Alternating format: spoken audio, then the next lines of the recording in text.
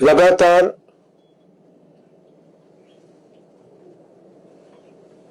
जो निर्वाचन आयोग है, इलेक्शन कमीशन ऑफ इंडिया, काफी समय से इलेक्शन कमीशन ऑफ इंडिया पे उंगली उठ रही है। निर्वाचन आयोग का काम देश में स्वतंत्र चुनाव कराना होता है, लेकिन हम काफी समय से देख रहे हैं और विपक्ष भी कई मंचों से बात कर चुका है कि हर चुनाव में निर्वाचन आयोग की भूमिका तटस्थ होने के बजाय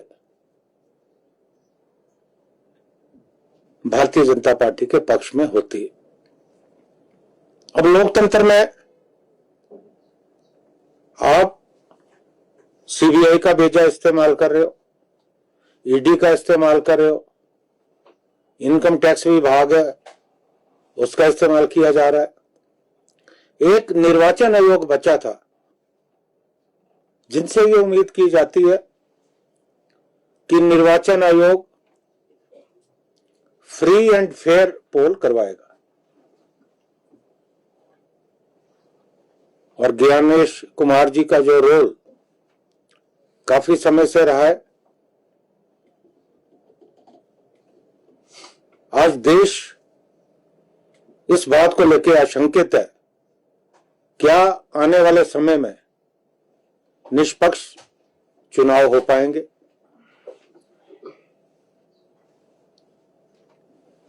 ये एक राज्य पकड़ते हैं, एक या दो राज्य पकड़ते हैं और वहां पूरी ताकत लगाते हैं। कुछ महीने पूर्व राहुल गांधी जी ने तथ्यों के साथ मीडिया के सम्मुख अपनी बात रखी कि किस तरह से वोटों को काटा जा रहा है, किस तरह से वोटों को जोड़ा जा रहा है। यानी लोकतंत्र में कौन वोट देगा, मताधिकार किसे देना है, वो भी भारतीय जनता पार्टी की सरकार तय करेगी। जो आपके पक्ष के वोट है उन्हें जोड़ा जा रहा है, जो लगता है कि आपके पक्ष में वोट पड़ने वाले नहीं है उन्हें काटा जा रहा है। ये तमाम बातें देश के सम्मुख राहुल गांधी जी ने रखी, और राहुल गांधी प्रतिपक्ष के नेता हैं और प्रतिपक्ष के नेता जो भी बात करते हैं बड़ी जिम्मेवारी के साथ करते हैं। देखिए, एंटी इनकम्बेंसी भी एक फैक्टर रहा है, लेकिन जैसा मैंने कहा कि जिस ढंग से सरकारी एजेंसियों का दुरुपयोग हुआ या एसआईआर की वजह से 25 लाख से ज्यादा वोट कटेंगे।